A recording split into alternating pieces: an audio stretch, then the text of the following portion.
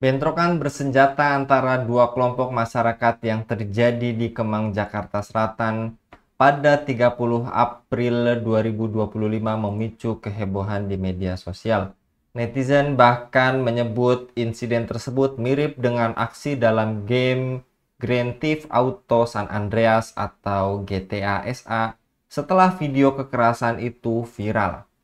Kehebohan semakin besar setelah beredar video yang menunjukkan 4 orang mengeluarkan senjata laras panjang dari mobil kuning yang diparkir di lokasi.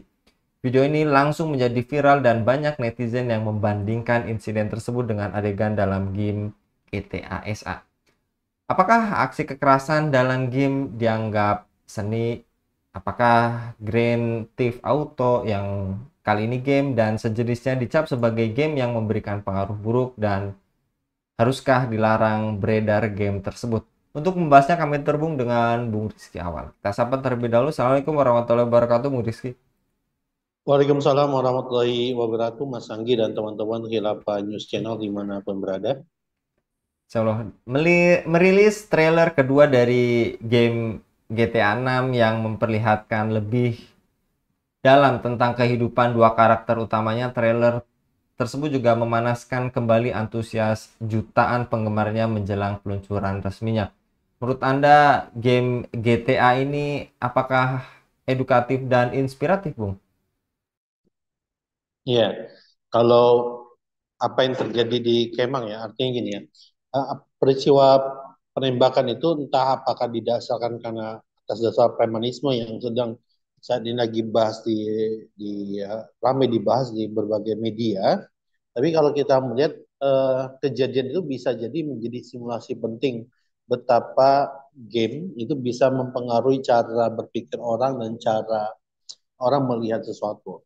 Ketika kejadian itu mungkin bisa jadi uh, para pelaku tidak berhayal tentang GTA, tapi yang menonton menyaksikan karena mereka pernah memainkan, menggunakan dan menjadikan Grand Theft Auto itu sebagai bagian dari permainan hidup mereka, game yang pernah mereka mainkan, maka mereka menyamakan hal itu. Gitu. Nah, kondisi kekinian gini, bagaimana bila game itu ketika sekarang itu beredar dan tidak terkontrol dengan rapi, maka semua orang bisa di utamanya mereka yang belum bisa berpikir matang bisa menjadikan game-game tersebut inspirasi terkait dengan perawanan-perawanan bersenjata dan ini akan memicu kesenjangan dan kriminalitas sosial di kalangan masyarakat pada umumnya gitu. Khususnya kalau kita lihat kalau game itu kan diidentifikasi dekat dengan anak-anak ya, dengan remaja dan anak-anak. Kalau tidak ada autonya, tidak ada filternya, maka ini akan bisa menjadi bahaya di masa yang akan datang gitu.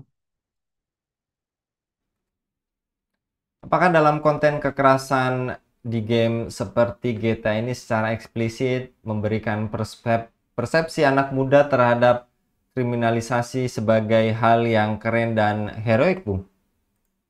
Ya, ketika masyarakat yang sekuleristik itu akan cenderung memandang sesuatu yang keren. Hmm. Karena bisa jadi karena gini, ketika tidak dijadikan filter, tidak ada filter yang terjadi, maka orang akan dengan mudahnya mempraktekkan, melakukan, dan menganggap hal itu biasa saja terjadi. Kalau ini terlihat, kalau kita melihat berada di kawasan negara-negara Amerika Latin yang cenderung ada tembak-tembakan, berarti ini bisa juga di masa akan datang itu bisa mau nggak mau kan menyerempet ke wilayah Indonesia menurut saya gitu. Dan ini sangat berbahaya karena kalau tidak punya filter penggunaannya orang tua tidak mengawasi secara langsung toh itu akan menjadi tindakan kriminal yang sangat keji dan mungkin akan terjadi di berbagai tempat dan kawasan nantinya. Ya. Dan kemudian apakah industri game di sistem kapitalisme saat ini telah gagal memikul tanggung jawab sosial atas dampak budaya yang dihasilkan terhadap masyarakat luas, khususnya remaja dan anak-anak, Bu? Ya bukan gagal lagi, sangat gagal ya, sangat gagal. Dan menurut saya kan ini bentuk dari ketiadaan mekanisme filter agama, filter sistem sosial dan agama yang terjadi di tengah-tengah sistem sekuler hari ini. Maka wajar kalau ini akan menjadi bentuk kegagalan berikutnya ketika masyarakat kita itu membiarkan kondisi ini terus saja terjadi gitu. Jika berbagai insiden kekerasan seperti yang di Kemang terbukti memiliki kemiripan dengan adegan dalam game, menurut Anda apakah saatnya pemerintah dan lembaga pendidikan menyusun ulang kurikulum literasi digital dan empati sosial, Bu? Ya, jadi solusinya bukan ke barak militer ya bagi anak nakal yang melakukan ini. Ya, saya tidak mensepakati kalau misalnya ini solusinya ke barak militer. Karena nanti kasihan juga ya tentara yang harusnya menjadi garda terdepan untuk perlawanan negara terkait dengan tindakan dari negara lain itu harus mengurusi anak-anak nakal gitu. Menurut saya ketika kecenderungan ini terjadi maka tanggung jawab negara dan pendidikan kita sistem pendidikan ini tidak bisa dilepaskan satu sama lain karena harus saling terhubung.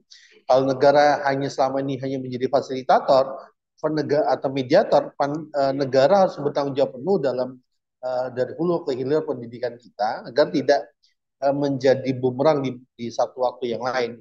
Apalagi nanti kalau ada terinspirasi misalnya di Surabaya misalnya terinspirasi Mobile Legends jadi ekstrakurikuler wajib ya yang dilakukan di Surabaya misalnya nanti lama-lama juga mungkin pencinta Grand Theft Auto itu meminta agar ini juga akan jadi kurikulum wajib di sana.